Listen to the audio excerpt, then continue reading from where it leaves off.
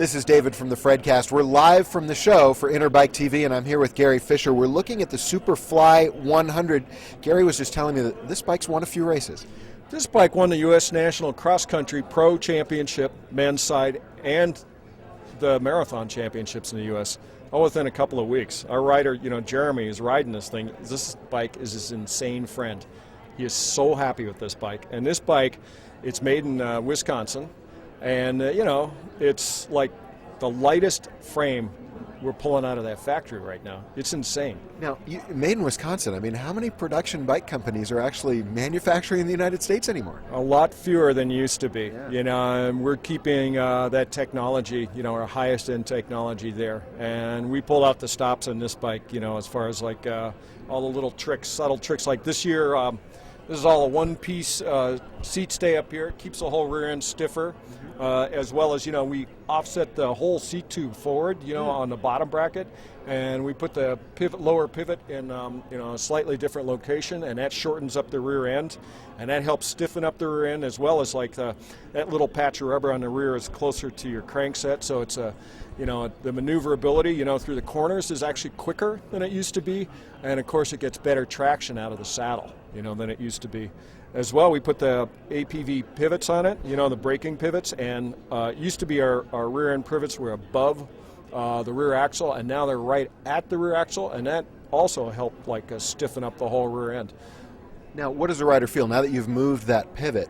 How does that help the rider as they're out there on the road?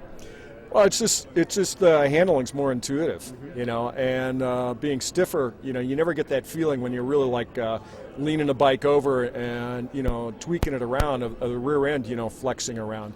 The front and rear wheels are really tight to each other in that way, We put the E2 tapered steer column on this bike, and that was, I felt always really necessary on a 29er bike to get that fork from moving around and have a lot more solid feel. So this bike is 110 millimeter travel on the rear, 100 millimeter on the front, and it feels more like a hardtail than you've ever ridden a squishy bike, as far as the power transmission.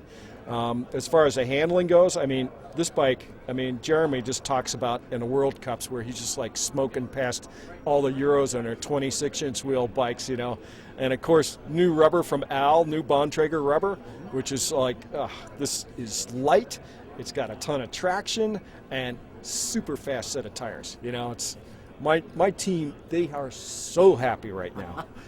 Now, we talked a little bit about carbon fiber, and talk about how carbon fiber in frames when it comes to mountain bikes has changed. Well, carbon fiber, it is insanely complex how these frames are laid up. All the different types of fibers, different layers of these fibers, and different orientations of the fibers. I'll tell you, to do this right takes a serious computer, a serious programmer, somebody that really knows what they're doing, and a lot of time.